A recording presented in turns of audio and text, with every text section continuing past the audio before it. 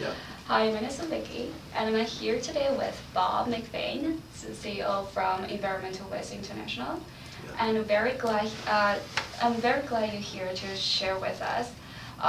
So first, for those who might not know the company in China, let's say, Yeah. would you mind to share briefly about something about your companies? Thanks, Vicky. I'm glad to be here. Yeah. I've been with the company about 2 years, and the company is I don't know exactly, but more than 15 years old. It's been developing technology over that period of time. Its intellectual property is all based on patented microwave technology, and we deal with organic substances with microwaves, basically. And the company in its history has developed plants or units that deal with waste food on board the Royal Navy warships for getting rid of waste food. We've developed plans for that. We've developed units for dealing with medical waste out of hospitals, what's called red bag waste. That's body parts and whatever, all that kind of thing. We've developed units for the U.S. Department of Agriculture to handle very nasty water that comes out of their biological labs, things that you would not want to escape into the environment. We've had a unit working in there for over 10 years now, works just fine, and nothing has escaped into the environment. However, more recently, in the last 3.5, 4 years, our board changed quite a bit. Our management team changed quite a bit before I got there, and they decided to focus on scrap rubber and used tires. That became a focus. And the reason for that is because our technology handles it extremely well and a lot of money in it. It requires no government regulation, no government policy changes, nothing. It just makes a lot of money. So we take, if you can imagine a loaf of bread and you want to get the ingredients that you put into the bread out, you want to get the flour, the yeast, and the water out, you would put it through our microwave technology and you would get those things out. That's what we do with tires. We put a tire in, and out comes carbon black, oil, steel, and gas. The original ingredients. The original ingredients. What do we do with those? We sell them back to either the rubber industry, the tire industry, or we sell it to the coatings industry, that's paints, things like that. Yeah. Like your bracelet here, that's probably got carbon black in it. I think so, yeah. Right there. You can't see these monitors over to my left here, but they're probably a lot of carbon black in that plastic there. Is it everywhere? There's plastic everywhere. The tripods that these things are standing on are coated with paints that are filled with carbon black. There are millions of tons of carbon black used every year. Yeah. The oil, of course, is easy to sell. We sell 2 grades. One sells for about $2.50 a US gallon. The other sells for about $1.92 US a gallon. We produce steel that comes out of the tires. That sells for about 10 cents a pound. Sort of use pounds and gallons. I know you're a metric, but... Oh, it's okay. And of course, we use the syngas that comes out to power the plant. We use no excess energy, no outside energy to power our plant. So anyways, it's come from looking at many different possible applications of our technology to focus in about 4 years ago on tires and rubber. We're now focused on that.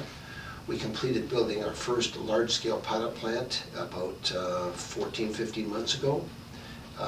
We got it perfected, and for the last year or so, we've now been building our sales funnel. We actually had something to sell. And we now have a sales funnel around the world, including China, but China, South America, US, Canada, the Caribbean, Europe, etc., etc. We have a sales funnel of over $400 million worth of potential sales. That's where we stand now.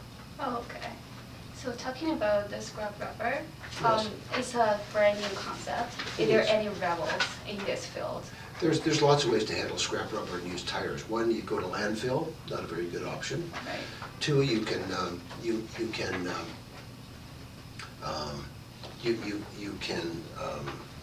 chop them up and make crumb.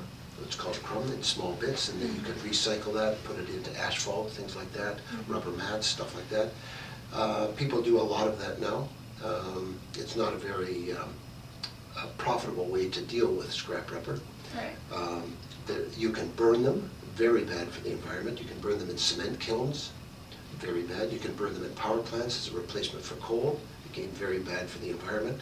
It's a traditional way. Those are traditional ways of dealing with it. And there's another process called pyrolysis. This is basically heating.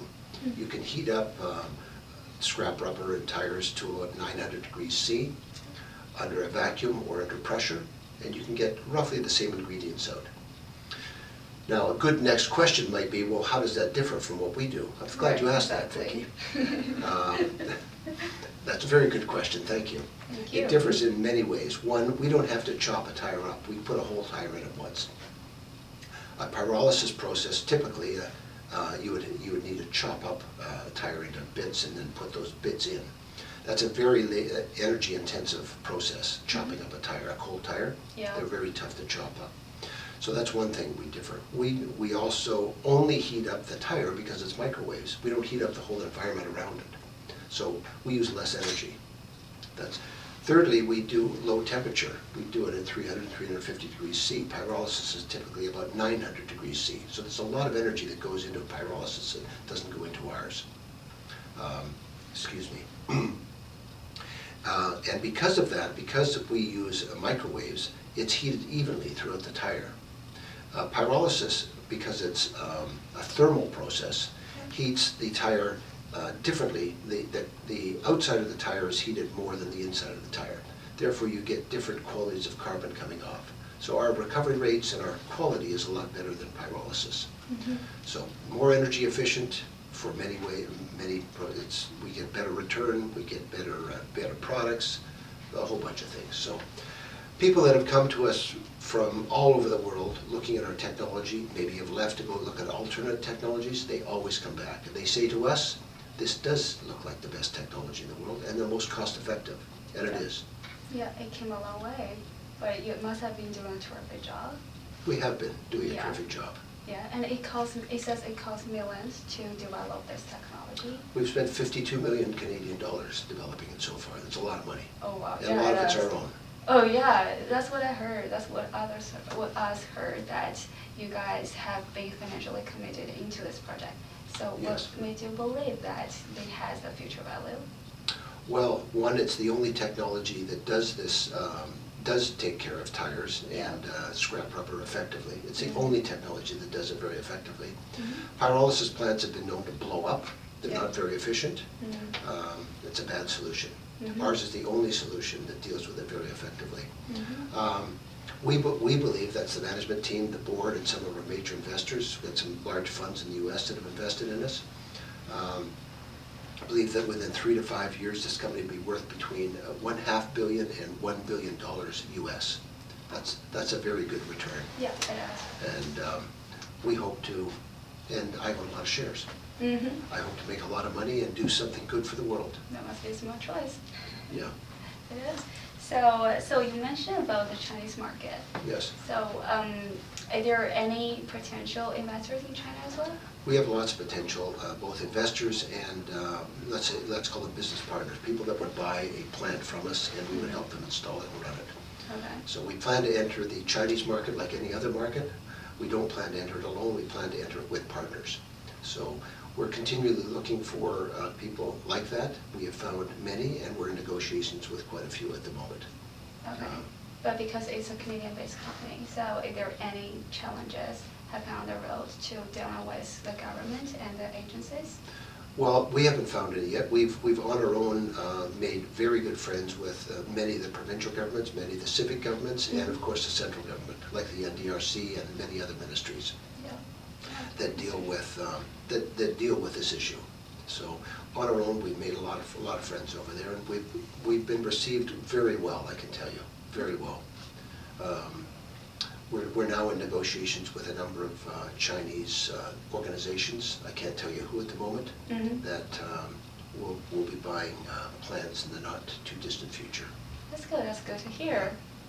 So far, we haven't made any profit yet. So how does it happen? Like, why it hasn't been commercialized yet? That's a good question. The company, I think in its early days, to be honest, was basically a research company. Yeah. And they went from project to project as opposed to focusing on one thing that could make a lot of money. Two, it's a publicly traded company, and I think it was, to be honest, it was mismanaged years ago. It isn't anymore. People have changed. Yeah. We are now, in the last 3.5 to 4 years, very focused and very dedicated to the tire and used rubber industry. Mm-hmm. And we have the board, myself, some other outsiders, have put in a lot of money to make that happen since that point. And we're very firmly convinced that we're doing something good for the world, and we're going to make a lot of money personally. Yeah, we're saving our planet, in Yeah. fact. Right. So, I'm saving it for your age group. Oh, thank you. You're welcome, Vicki. So, very last question. Can you describe the Environmental West International in one sentence to prospective investor out there? Well, I'll try in one sentence, but we're in the actually we're doing a round of financing right now. Mm-hmm. A unit offering, so a share and part of a warrant Mm-hmm. for 10 cents, just slightly above market. And we're hoping to complete that over the next number of weeks. And we have some initial orders for that. Mm-hmm. And anyone that's listening, I hope you would want to participate, because we are. Yeah. So it's very promising. Very promising. It is. Yeah. So that's the end of the question, and thank you very much for your time indeed. And I hope you and your company best of luck in the future. Well, thanks very much, Vicki. Thank Thanks for you. the time. Yeah.